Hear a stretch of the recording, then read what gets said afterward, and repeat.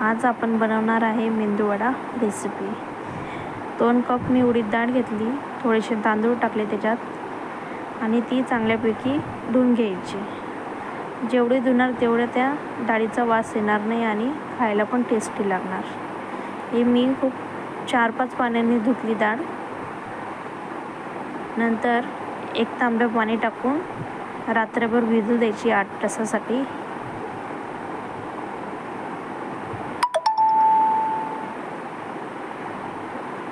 अशापैकी ही डाळ चांगली भिजलेली आहे आणि बघून घ्यायची चांगली भिजली की नाही भिजली।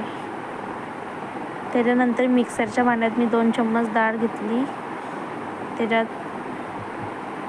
टाकली। नंतर मिरची, लसूण आणि जिरं टाकलं। परत थोडीशी डाळ घेऊन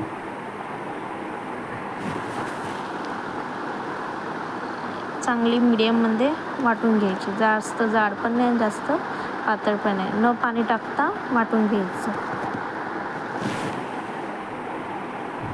अशापैकी आपली डाळ आहे रेडी। नंतर एका भांड्यात काढून घ्यायचं।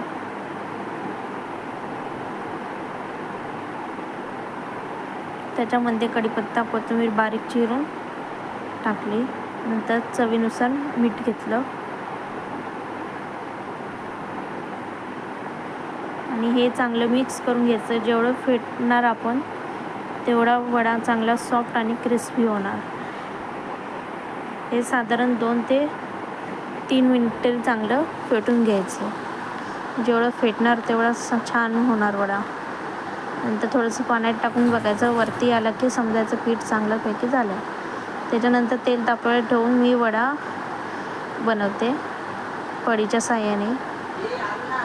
नंतर त्याला मेंदूवड्याचा आकार देऊन अशा प्रकारे तेलामध्ये टाकते।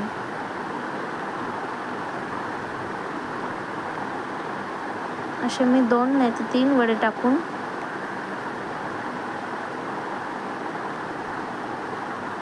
तेल चांगलं तापू द्यायचं आणि मस्त असं थोडंसं लालसर होऊ द्यायचे वडे, नाहीतर आतमध्ये असे कच्चे राहतात। बघा अशा प्रकारे वडा तयार आहे।